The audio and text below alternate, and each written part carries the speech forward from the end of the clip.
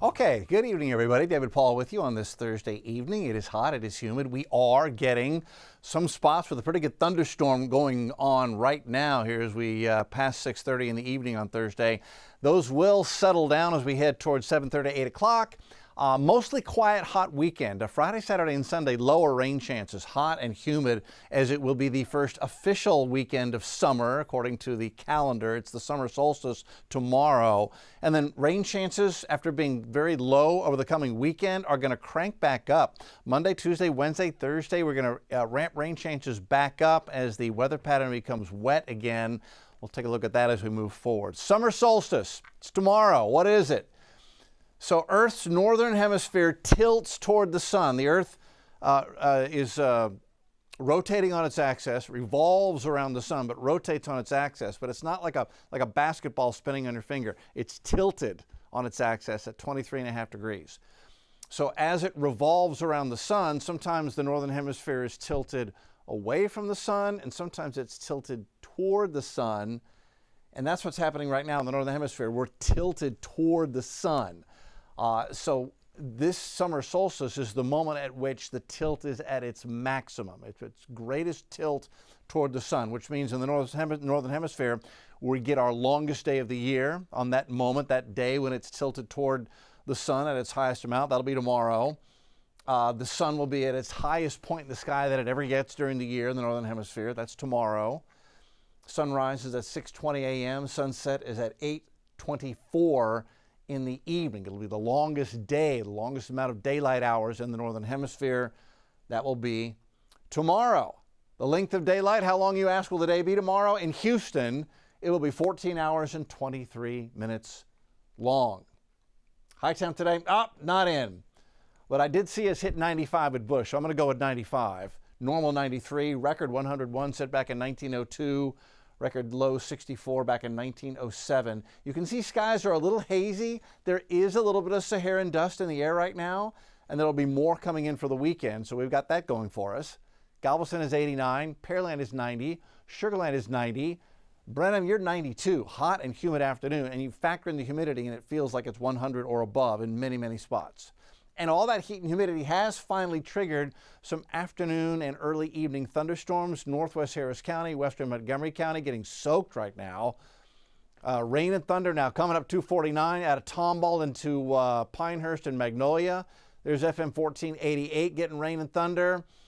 Let's see, Highway 105 west of Lake Conroe is getting rain and thunder. 1097 on the west side of the lake's getting wet as well. FM 149 road getting wet. We'll zoom in. Rain and thunder, pretty good going. They're the Woodlands. So Woodlands, you get further west on Woodlands Parkway and you get into some rain and thunder out there. There's Kirkendall Road. Dobbin Huffsmith Road's getting wet.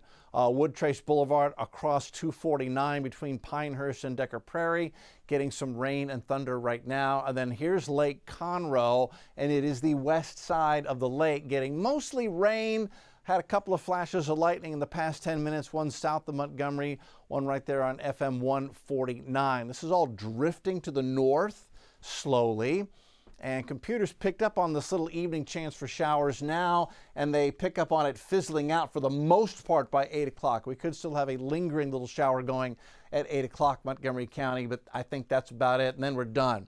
Overnight, things are quiet. In the morning, onshore flow, mostly cloudy start to the morning, and humid, and no rain expected Friday morning.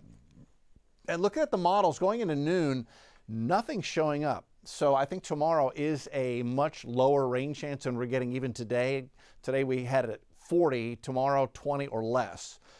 Maybe an isolated storm in the heat of the afternoon by 4, 5, 6 o'clock, but that will be it. So tomorrow rain chances are lower than they have been today. We look at rain chances moving forward, 20% chance or less. Friday, Saturday, and Sunday, really just a hot, humid, typical first full weekend of summer in June type weather for the weekend. Drink water, take breaks, use all your smart hot weather precautions, and then we're going to ramp the rain chances back up going into Monday and Tuesday. And that actually will have everything to do with the heat dome, or the position of the heat dome. So this is the flow in the mid and upper levels of the atmosphere. That's a heat dome. Big clockwise flow in the atmosphere aloft. When this is centered over Texas, as sometimes it does, then we get the heat dome and we have temperatures that reach 100 or above, and it's just miserable. No rain, humidity, awful summer weather. But for the moment, the center of that dome is going to be over here off the Virginias. They're going to have temperatures out here, high temps through the weekend and early next week that are in the upper 90s to near 100. The Virginias, Pennsylvania, New York, New Jersey, they'll be really suffering with high temperatures and high humidity for the coming weekend and early next week. That's fine, they can have it. What this will actually do for us is help to enhance our rain chances early next week. That's because, see how everything flows clockwise around that ridge of high pressure? So what will happen sometimes is you'll get little disturbances around the edge of a ridge of high pressure. We call that the ring of fire sometimes, because around the edge of the heat dome, you get a ring of rain and thunder. And that is what is going to happen early next week. One of these little disturbances right there, we can see it coming, is going to follow the flow around that high and come into southeast Texas as we head into the first part of next week. That will bring us an enhanced chance for rain and thunder, as we'll be sitting on the ring of fire, the edge of that dome of high pressure. So here's how this looks going into Monday. More widespread rain and thunderstorms from Louisiana across the Texas coast. And then again going into Tuesday, look at the rain and thunder showers up and down the upper Texas coast. So Monday and Tuesday looking like wet days next week. And while we've got this up, you may have noticed we had a couple of days where we have this band of rain coming up across Mexico and into the desert Southwest. That is remnant moisture from what was Hurricane Eric. We'll take a look at Eric in a second. Eric's made landfall near Acapulco, but that is the moisture flow that will set up and come in. And so the desert Southwest, particularly New Mexico into Colorado, the Rockies, are going to get soaked as we head into next week. Okay, speaking of hurricanes, hurricane season in the Atlantic, the season began June 1st. Quite often, the activity stays very low through June and July. A couple of reasons for that, not the least of which is that there's dust early in the season. We quite often get the dustiest atmosphere over the Atlantic early in the season. There's a lot of dust out there right now. That's a sinking layer of air, and it suppresses storm development. That and some other factors keep things quiet quite often in June and July. But you get into August, and by the first part of September, we're peaking with the number of storms. Then it drops off. We get a secondary peak in October, and then down it goes as we head into the end of November. I mentioned the dust. You can see it. It's that brownish color we've got on the map. And really, the dust stretches from Houston and Texas. You can see that dust in the sky all the way across the Caribbean, out into the main development region here in the open Atlantic, all the way to Africa, where there's yet another plume of dust coming off the coast. You get these big thunderstorm complexes in West Africa. The outflow winds from that at the surface kicks up this plume of dust. That's how the dust gets kicked up. It's from thunderstorms in Africa.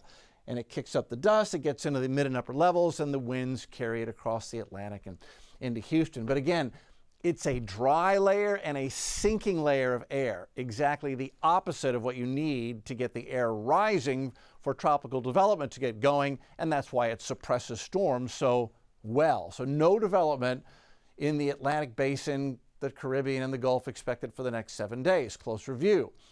Current sea surface temperatures, 87 there in the central Gulf, 84 in the Caribbean, 84 in the central Caribbean.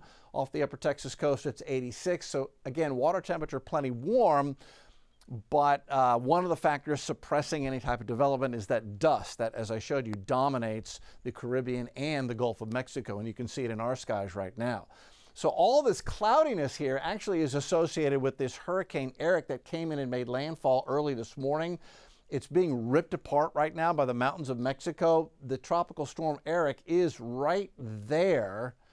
There it is, tropical storm Eric, winds at 35. So it's weakening rapidly. Actually, now that we're down to 35-mile-an-hour winds, we're below tropical storm. It's tropical depression Eric now, as the mountainous region is just ripping the circulation apart. So now it's just a slug of moisture. You can see the rain in the mountains up here. It weakens to nothing by the time we get to tomorrow morning, but the mountainous terrain, a flash flood threat for sure now north and west of Acapulco for interior south and west Mexico. Okay, back home, Friday, humid morning, low temperature near 80. 90 by noon, 94 in the afternoon with a 20% chance for a scattered shower as we head through the afternoon, Saturday and Sunday. I'm skipping to the weekend. Same thing, 20% chance for an isolated shower Saturday and Sunday, mid-90s, very typical first weekend of summer in Houston. And then rain chances pop to at least 50% Monday and Tuesday. May have to raise those rain chances. Plan on there being more thunderstorms around first part of next week, Monday and Tuesday, and then at least a 40% coverage of rain and thunder, lower 90s as we head into Wednesday and Thursday of next week. All right, that's where we stand. Welcome summer. Have a good evening, everybody.